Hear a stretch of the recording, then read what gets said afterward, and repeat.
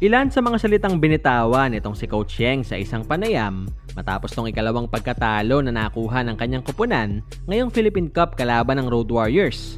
Yan na matapos mong i-like ang video na ito, mag-subscribe sa ating channel at pakidamay na rin ang ating opisyal na Facebook page. Last Sunday nga mga bularo, maraming Magnolia fans ang paniguradong nagabang dito sa magaganap na laban sana ng Hotshots kontra TNT. Especially na nais nga ng ilang tagahanga ng koponan na makabawi mula rito sa kanilang pagkatalo kontra San Miguel last Friday. Subalit dahil nga sa bagyo, na-reschedule ang labang yan. Pero sa kabila nito at dito rin sa pagkatalo ng koponan ni Teniente, marami pa rin ang natuwa sa attitude na ipinakita ni LA sa kabila ng nangyari.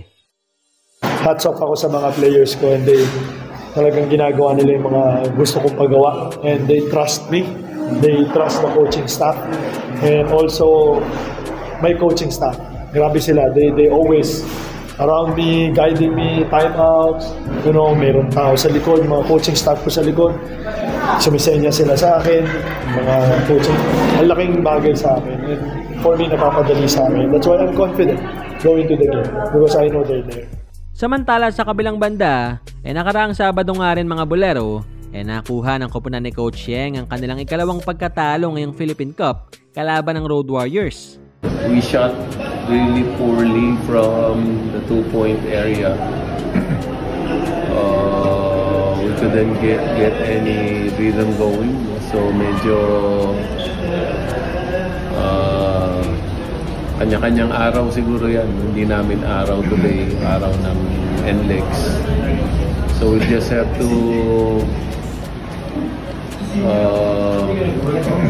take this in stride. Pero maliban dito, matapos ang laban, sinagot din ni Coach Yeng etong mga injuries na kinakaharap ngayon ng kanyang koponan. We hope we can have Kaylan play our next game. Also Stanley. And then you're looking at filling up the slot of Keith Datu by next week. So we're still looking at our options. Wala pa naman talagang final decision on how we will fill it up. But as long as we can bring back Kaylan and Stanley, I think we'll be in better shape by next week.